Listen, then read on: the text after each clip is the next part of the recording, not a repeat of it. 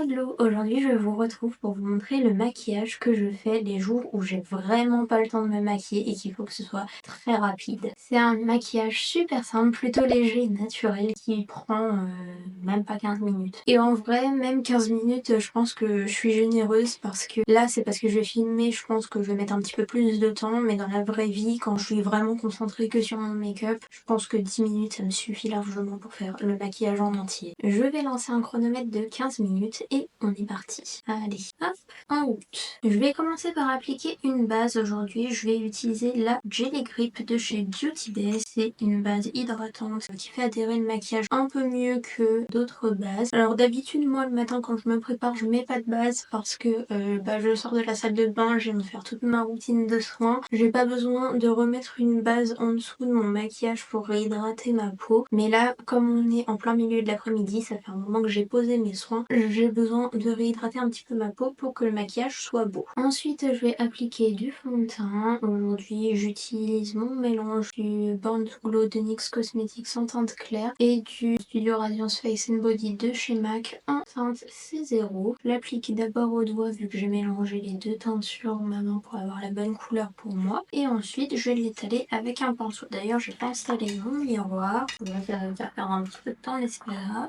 Voilà, ça va être mieux pour ce maquillage. Pour le pinceau, j'utilise le Face Paint de chez Jessup. C'est le numéro 109. J'étale un petit mélange avec le pinceau. Moi, je travaille toujours au pinceau sur moi ou sur les autres. Je préfère. Et si jamais le fond de teint il fait des petites traces, vu que là, par exemple, avec ce mélange-là, c'est pas ce qui est le plus adapté comme pinceau, je le sais. Ça va sûrement faire des petites stries sur ma peau. Donc après, je vais prendre une petite éponge pour venir atténuer les marques de stries. Voilà, j'étale aussi dans le cou pour pas avoir de démarcation. Je vais prendre ma petite éponge et estomper là où je vois des marques de pinceau. C'est pas mal. Ensuite, je vais appliquer le Camo Color Corrector de chez ELF en teinte pêche. Et je vais le mettre juste dans le coin des yeux pour corriger la couleur de mes cernes. Là, vu que j'ai ma petite éponge de sortie, je vais utiliser la petite éponge pour estomper. D'habitude, je le fais au pinceau, mais mon pinceau à concealer, il est sale et je l'ai pas nettoyé. Donc, je vais le faire à l'éponge pour aujourd'hui. Ensuite, je viens mettre de l'anti-cerne. C'est le Ideal Skin Concealer de chez Ingrid Cosmetics en teinte 09. Pareil, j'en mets juste une petite goutte dans le coin des yeux et je viens l'estomper à l'éponge. Je remonte un peu sur ma paupière pour bien corriger dans le coin interne et j'étire vers l'extérieur. Une fois qu'on en est là, je vais passer au contour. Donc, je vais utiliser le contour stick de Sephora en teinte 1 Fair to Light. Alors, je l'ai jamais utilisé ce produit, donc je sais pas trop ce qu'il va donner, mais j'ai fini mon contour crème, donc voilà. On va le tester dans cette vidéo. Écoutez, ça m'a l'air plutôt pas mal. Alors moi, j'applique pas le stick directement sur ma peau, je prélève au pinceau parce que je préfère pour appliquer. Et au niveau du pinceau, j'utilise le Luxe Sheer Chic 127 de chez Jessup. J'en mets au niveau du creux de mes joues. Je vais en mettre un peu au niveau du front.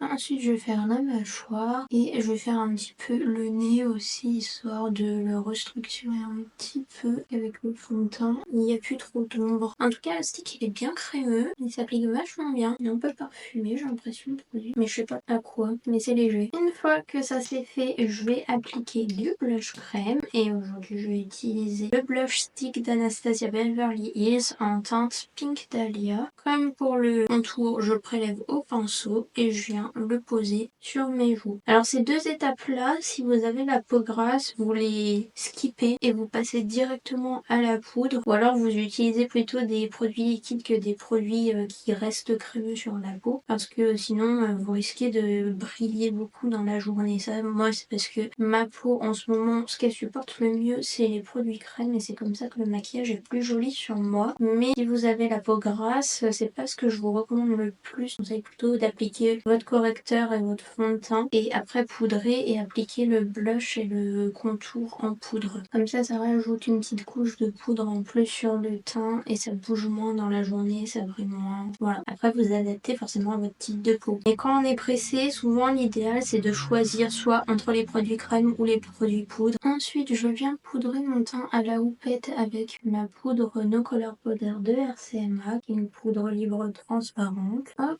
Donc je commence toujours par appliquer au niveau du menton et des ailes du nez et après je viens poudrer sous les yeux. Hop, donc je viens bien appliquer contre les ailes du nez d'abord. Avec ce qui reste je fais sous les yeux parce que j'ai le contour des yeux très déshydraté. Donc si je commence par le dessous des yeux, ça va vite faire un effet matière un peu sec, enfin vous voyez, très figé, et ça va accentuer les petites ridules que j'ai sous les yeux. Donc je poudre d'abord bien les ailes du nez avant de passer au-dessous des yeux. Et après je continue avec le front et avec ce qui reste sur la houppette, je vais passer sur le reste du visage. Moi je poudre pas trop parce que comme je l'ai dit tout à l'heure, j'ai la peau déshydratée, donc si je poudre comme une folle, je vais juste avoir un effet carton sur le visage et ça va être vraiment pas beau. Alors j'avoue, quand j'ai pas le temps, souvent je mets pas d'highlighter sur mon visage, donc je passe directement aux yeux. Et pour les yeux, vous allez voir, je me prends vraiment pas la tête. Je prends un Glow Shot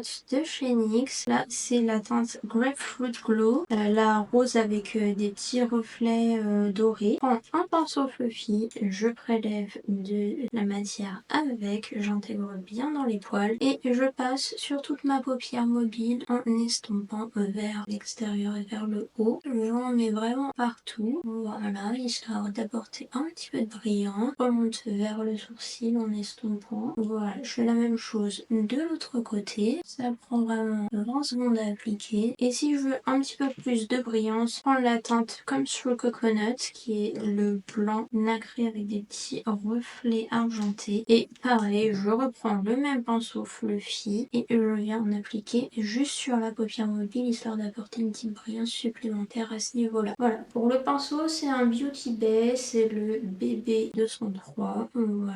Et voilà, on a fini le travail des paupières. On passe au mascara. Pour le mascara, je vais utiliser ma valeur sûre, le Rocket Volume de Maybelline. D'ailleurs, le mien, il est bientôt vide. Il va falloir que j'utilise le Fireworks, que j'aime beaucoup moins que celui-ci, mais c'est pas grave. Je recourbe pas mes cils parce que j'ai pas le temps. J'en applique légèrement des deux côtés. Alors pour le coup, je mets longtemps à l'appliquer parce que mon tube est presque vide, donc il y a presque plus de matière qui s'applique. C'est tout pour les yeux. On va attendre un petit peu que le mascara sèche avant de venir gratter avec un goupillon les petits dépôts qui se sont faits sur les paupières. Et pour les lèvres, ça dépend des jours. Quand je sens que j'ai le temps de faire un petit contour au crayon, je redessine mes lèvres au crayon. Là, j'ai pris un crayon rosé de chez MAC Pro MAQ et la teinte, je ne saurais pas vous dire c'est laquelle, c'est la 10 je crois, parce que c'est ce qui est écrit sur le crayon. Et bref, c'est un petit rose nude proche de la couleur de mes lèvres. Donc je redessine vite fait le contour histoire de leur donner une petite structure aux lèvres. Et après, je mets un gloss par-dessus. Hop, moi j'aime bien dessiner mes lèvres parce que comme j'ai les lèvres très asymétriques, ça se voit pas mal à la caméra quand j'ai pas les lèvres déjà redessinées à crayon. J'aime bien les redessiner. Et après, une fois que j'ai fait ça, je mets un gloss. Souvent, c'est le Sally de la collection L'étrange Noël de Monsieur Jack et Makeup Revolution. C'est un rose avec des nacres dorées dedans. Ça donne un petit côté rose aux lèvres sans faire trop de couleurs. Ça va bien avec le maquillage, je trouve. Bon, là, j'ai pas très bien fait mon crayon. On voit encore la symétrie de mes lèvres, mais c'est pas grave. Et je finis avec un coup de spray fixateur. En général, j'utilise le Lasting Fix de Maybelline. Parce que quand je vais au boulot, j'ai pas trop le temps de faire des retouches maquillage, donc je veux un spray fixateur qui va bien faire tenir mon maquillage toute la journée. Et voilà, c'est tout ce que je fais pour mon maquillage en moins de 15 minutes.